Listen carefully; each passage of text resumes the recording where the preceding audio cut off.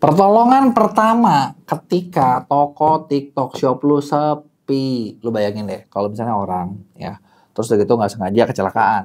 Betul nggak? Kecelakaan, nah kecelakaannya kan bahaya nih. Ada yang bisa mengancam jiwa gitu kan, ada juga yang udahlah cuma jatuh kepleset doang nggak apa-apa. Ya kalau kepleset doang mah ya udah gitu. Tapi kalau misalnya yang berbahaya kan kita tuh harus ada apa ya, pertolongan pertamanya biar nggak jadi parah gitu, bener nggak? Nah, kalau misalnya toko online atau toko TikTok Shop gimana? Sama guys. Lu kalau misalnya toko lu sepi terus atau toko lu tahu-tahu drop, tahu-tahu masalah, itu lu harus tahu dulu nih pertolongan pertamanya kayak gimana. Karena kalau lu biarin dalam dah, lu bisa harus tutup dan buka lagi dari awal. Dan kayaknya itu satu hal yang capek banget ya, males banget ya. Nah, sebelum gue mulai, gue tahu kalau misalnya kalian lihat video ini mungkin lu lagi punya masalah atau kalau lu lagi sepi gitu kan. Tapi buat sebelum kita mulai, jangan lupa buat lu klik dulu tombol subscribe-nya dan aktifin lonceng notifikasinya ya. Oke, jadi buat kalian yang ngalamin tokonya ini lagi sepi, sebenarnya sepi itu kalau kata gue dua macam. Emang ada yang dari awal ibaratnya mungkin toko lu belum pernah rame gitu ya, memang segitu-segitu aja gitu kan. Ya kalau ini ibarat kalau orang gitu ya dari awal juga misalnya dia nggak pernah sehat-sehat banget, emang sakit-sakitan terus gitu toko lu. Atau ada juga yang gini, di awal udah sempet oke, sempet jalan, sempet bagus, dan terus drop gitu ya. Dan lu nggak tahu harus ngapain gitu. Gue pernah ketemu sama salah satu seller, dan seller itu waktu itu pas ikutan di event gue, dan dia tuh pas lagi ketemu gue bilang gini, oh ini tolong bantuin dong toko gue, dia bilang gini, dipegang sama tim lu, dari ordernya sehari 200 tiba-tiba jadi 6. Ini diapain, gue harus kayak gimana? Jujur waktu dia cerita, wah gue juga shock, wah gila nih, ini kita ada dosa apa gitu kan. Perasaan maksud gue gini, di Mea Agency kita handle mungkin tiap bulan tuh sekarang 400 sampai 500 klien aktif lagi jalan sama kita gitu ya. 400 sampai 500 klien ini mereka macam-macam ya yang kita kerjainnya nih. Nah, tiap minggu itu kita ada meeting internal. Jadi kita, maksudnya gini, kalau fair ngomong lah dengan jumlah sebanyak itu gue udah nggak mungkin lihat satu persatu gitu kan. Tapi kan maksud gue tiap minggu kita ada meeting internal, kita udah punya target, kita udah punya set KPI kita gitu kan. Jadinya secara si klien itu bisa tetap jalan gitu kan, bisa semua tuh bisa growth gitu kan. Gue udah punya banyak ininya apa SOP-nya gitu kan. Dan gue nggak pernah dengar ada satu kali pun ada toko yang hancurnya segitunya gitu. Padahal kalau di kita ibaratnya gini, lu jangankan ngomong lu dari 200 jadi 6 order ya. Misalnya nih omset tuh 100 juta, turun 15% aja itu udah ini nih. 15%, 10%, 15% itu udah lampu merah nih. Udah heboh tuh pasti tuh. Nah, ini bukan heboh lagi, ini heboh sangat, bener nggak? Hebohnya parah banget gitu, bener nggak? Nah makanya, gue sampai, ya udah, gue ajak ngobrol, gue cari tahu, gue cek, terus gue misalnya tim gue siapa yang ngerjain, udah gitu gue cari tahu nih kasusnya. Nah, akhirnya begitu lihat, gue udah nemu datanya gitu. Nah sebenarnya gini, dari cerita ini yang gue pengen highlight ke kalian adalah bukan berarti wah di kita ngancurin toko lu, nggak lah, gila. Justru itu kalau nggak di kita udah makin hancur tuh. Tapi gue mau ceritain ke kalian gitu ya, kayak gimana. Itu kalau ngancurin udah makin hancur gitu ya. Nah justru di sini gue mau kasih tau adalah gimana sih cara buat lu ini ya kalau lu ngalamin kayak gitu, rame atau sepi. Kalau emang mau dari awal udah sepi, ya maksud gue gak usah panik lah. Emang lu belum pernah rame gitu kan. Itu mah kita bahas aja. Tapi gini, caranya sama sebenarnya. Apa yang harus dilakuin biar lu tahu gitu, lu tuh harus ngapain. Yang pertama adalah lu cari tahu dulu masalah lu di mana. Kayak yang tadi cerita ibu tadi, itu kalau langsung cari tahu kan track recordnya seperti apa, ininya seperti apa, dan yang gue ketemu adalah di kasus dia adalah jadi gini, dia bilang kan ke gue tuh order sehari 200 jadi tiba-tiba 6. Ternyata orang ini itu lagi bikin hook doang kalau di konten ya. Jadi ternyata 200 itu bukan 200 per hari, tapi ketika double date atau payday dia pernah tembus 200. Setelah itu average regulernya tuh nggak segitu. Kebayang ya. Nah ini yang pertama. Jadi ketika payday bisa 200 biasanya nggak segitu. Yang kedua adalah masalah dari si orang ini. Yang kedua itu ternyata bukan juga cuman itu doang. Tapi yang kedua masalah orangnya adalah gini. Kita harus tahu sumber order dia yang 200 dari mana. Dan ternyata masalah si toko ini itu sumber order dia, begitu kita lihat kan, lo harus tahu nih ya, ternyata kayak jualan di TikTok Shop ini secara khusus, itu tuh sekarang tuh ada pintu-pintu masuknya banyak. Pintu masuk pertama dari konten, pintu masuk kedua dari live, pintu masuk ketiga dari affiliate, pintu masuk keempat itu dari ShopTap. ShopTap itu ketika dicari muncul, pintu masuk kelima adalah dijalanin ads. Ada juga mungkin kayak sekarang ada campaign, gitu ya. Nah, ini adalah 6 pintu masuk utama. Nah, ternyata dari 6 pintu masuk yang dia punya, nyawa dia yang 200 itu 95% datang cuma dari 1. yaitu affiliate. Artinya kalau dia affiliate-nya nggak ada, hidup nggak? Nggak hidup. Kenapa kayak gitu? Ya karena ternyata begitu kita cek toko ini, dalam tanda kutip ya, kontennya busuk, nggak jalan. Oh ya, ngomong-ngomong, dia nggak ngerjain konten di kita. Dia nggak ngerjain konten di kita, kontennya busuk. Waktu itu kita bilangin, Bu, ini kontennya kayak gini loh. Lo harusnya bisa bikin kontennya, bisa jual. Oh, nggak, udah, gue nggak mau. Gitu, dia nggak mau, ya udah kan. Kan kita nggak bisa maksa juga ya. Kontennya busuk, live-nya itu dia pakai adminnya jalan, ceritanya. Live-nya panjang kok. Kan gini, orang tuh suka ngerasa, oke, gue udah live sehari 18 jam. Sehari 10 jam. Harusnya toko gue rame dong. Bentar dulu. Lu lihat dulu dari data TikTok Shop lu, dari seller center lu. Gini, seller itu selalu ngerasa kita udah ngelakuin semua hal. Bener nggak? Lu ngerasa gini, gue udah bikin konten sehari 10, gue udah nge-live 10 jam. Gitu ya. Ketika lu ngebahas quantity, pertanyaan berikutnya adalah, quality-nya ada nggak? Kalau lu cuma quantity doang, tapi kagak ada quality-nya, lah terus gimana mau naik? Iya kan? Kan kuantitinya gede, tapi kualitinya kan nggak ada. Bener nggak? Nah, di situ, begitu gue cek, oke, ternyata traffic lu 90% dari affiliate, order lu 90% dari affiliate, traffic, konten lu jelek, live lu jelek, shop tab lu kagak jalan sama sekali, gitu kan. Nah, terus begitu mungkin kalian bakal nanya, emang di media dikerjain apa? Nah, dia tuh ketika lagi masuk ke kita, baru mau coba jalanin ads. Kebayang nggak? Dan baru mau coba jalanin ads, sebenarnya tim kita udah bilang, lu butuhnya yang lain. Oh enggak, gue mau ini aja. Ya biasalah kan, lu tahu ya kalau orang kan suka pengen, gue pengen langsung next ini aja. Oke. Dan ketika mau jalanin ads, dia dari 200 itu di bulan lalu, kita belum sempat mulai, udah drop duluan. Kebayang nggak lu? Jadi kayak belum sempat udah drop. Nah terus dropnya gara-gara apa? Ternyata itu gara-gara ulasan jelek. Dia banyak terima ulasan jelek.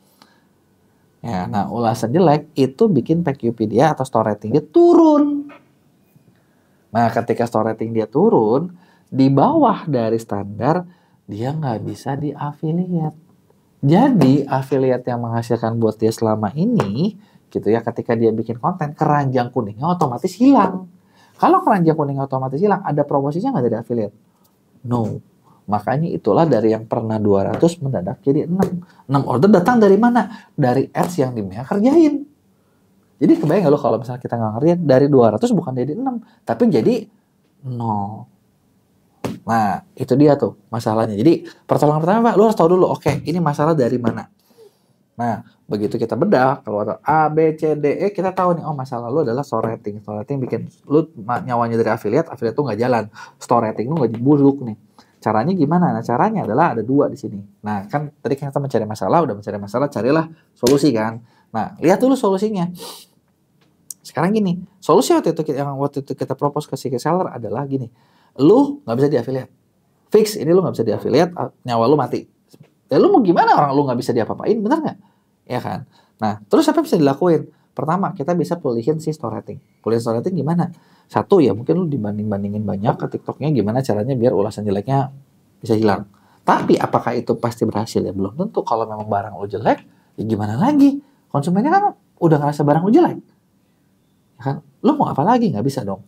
Nah yang kedua adalah ketika lu kayak gitu, yang kedua adalah masalah yang lu harus tahu lagi adalah gini, kalau store rating itu nggak bisa dibenerin, dan itu butuh waktu, kedua, lu harus buka pintu yang lain. Ibarat gini, kalian bayangin, kalian punya toko, ada jalan utamanya ketutup. Ya lu harus bikin jalan baru dong. Jalan baru dari mana? Mau dari mana nih? Mau dari konten, mau dari live. Gitu kan, bener nggak? Nah, konten atau live gimana? Kan dia bilang dia udah bikin banyak, bener. Tadi yang gue bahas adalah dia membuat bikin banyak dengan quantity. Pertanyaannya, quality-nya ada nggak? Kagak ada. Oke, benerin quality-nya. Nah, yang mana nih yang benerin quality-nya? Pintu live, kan tadi gue bahas ya, ada 6 pintu, tadi kalian bisa ingat. Affiliate mati, nggak bisa diapa-apain, berarti kan konten, ad live, ads, dia tadi mau jalan, tapi begitu mau jalan, aduh ini kok kenapa ya ordernya nggak sebanyak itu, kenapa ya ini gue adnya masih belum untung. Ya, kalau lo ads yang dimatiin ya makin mati dong, bener nggak? Kan nyawa lo tinggal 1, ya nggak bisa diapa-apain nih. Nah, yang kedua, oke, kalau ini lo masih mau coba yang lebih efektif gimana? Ya ini, konten, live, shop tab. Nah, di shop tab, barang lo oke nggak? Tapi dengan ulasan jelek, barangnya nggak mungkin naik. Atau gini, barang dia waktu dia bikin shop tab terlalu overclaim. Nah, biasanya gitu lagi nih, seller tuh kan ngerasa barang murah, pengen dibikin sebagus-bagusnya, pengen dibikin berasa sepremium-premiumnya. Ujung-ujungnya konsumennya pada komplain. Jadi ya lu benerin nih, kalau barang lu kualitasnya mungkin ini ya, misalnya kan kalau yang waktu itu kasus toko ini ya, toko ini adalah kasusnya dia itu barang-barang elektronik. Jadi kayak apa tuh TWS gitu kan, headset segala macam. Ya barangnya memang murah. Ya kalau barangnya murah, jangan dibilang premium gitu. Lu ngaku aja ini barang murah. Namanya juga harganya cuma 30 ribuan. Lu mau apa sih harga 50 ribuan? Ya udahlah kualitasnya 50 ribuan gitu. Nah, jangan diklaim bagus-bagus. Gitu. Mencarilah pasar yang ya memang ya udahlah barang 50 ribuan harap maklum gitu. Nah, ini nih dibenerin. Gitu kan, ini dibenerin atau konten dan live. Nah, ketika konten dan live dibenerin, ini ujung-ujungnya pasti bakal ngebuka pintu baru dan ikutan campaign-campaign lain. Nah, itu adalah action plan yang bisa dibikin. Nah, dari bikin kayak tadi nih, apakah lo harus semuanya? Nggak juga. Nah, lo lihat mana yang paling gampang. Yang paling gampang yang bisa dibenahin hal kecil tapi itu berdampak. Misalnya, kalau yang kita saranin ke toko ini, itu adalah shop tab-nya dulu. Shop tab-nya dulu, benerin nih. Dengan shop tab-nya dibenerin, harapannya apa? Tingkat konversinya naik. Terus minimal kalau orang mau komplain tuh ngerti gitu. Barang ini tuh kan kadang gini ya. Seller tuh suka sebenarnya teknik marketing sih. Tapi gini, lu mau jual 60 ribu biar lu kerasanya ini murah, itu tuh dari harga 500 ribu jadi 60 ribu. Wah, kan orang ngerasa kalau awal 500 ribu barang mahal dong. Nah, tapi bukan itu sebenarnya gitu kan. Harusnya bukan dari 500 ribu ke 60 ribu, tapi dari 90 ribu ke 60 ribu. Jadi kan orang masih, ya 90 ribuan agak ngerti lah gitu kan. Dia nggak berekspektasi yang barangnya tuh sebagus itu. Kebayang ya poin gue ya. Nah, itu kita benerin. Nah, ketika dibenerin, tujuannya apa? Ini punya pintu baru yang kedua. Tapi apakah pintu baru itu bakal sekencang yang pertama? Belum tentu. Sambil benahin tuh si PQP-nya gitu ya. Kalau masalah ini PQP-nya kan. Kalau misalnya masalah kalian, gue nggak tahu masalah kalian apa. Apa kalau nggak bisa di affiliate? Apa kalau memang belum ada traffic sama sekali gitu kan. Kalau belum ada traffic sama sekali ya naikin. Biasanya masalahnya itu nggak jauh-jauh dari kayak traffic ada, order nggak ada. Atau traffic nggak ada ya. Kalau traffic nggak ada ya cari dulu lah trafficnya. Bener nggak?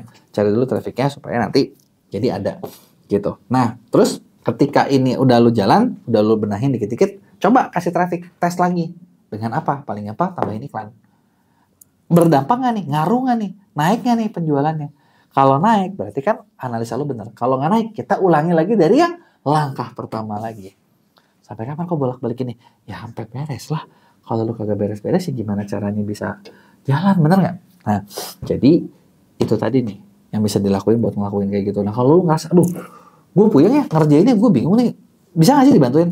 Ya bisa gitu. Seperti yang gue sering bilang, gue bikin satu project di Skill School Academy, ada yang namanya pendampingan konsultan ordal, di mana kita nyiapin para konsultan buat ngebantu ngecekin toko kalian kayak gimana, masalahnya apa, cari root cause-nya, terus solusinya seperti apa. Nah, itu kita rancangin desainnya, kita kasih tahu caranya, kita bikin target. Oke, dengan kita masuk 3 bulan target itu naik jadi sekian ya. 3 bulan target itu naik jadi sekian ya. Nah, dan itu rata-rata dari klien-klien kita rata-rata naik semua. Gitu ya. Nah, itu kalau misalnya lu mau dibikinin strateginya. Kalau misalnya, gue nggak mau cuma strategi nih, gue mau dikerjain langsung, bisa.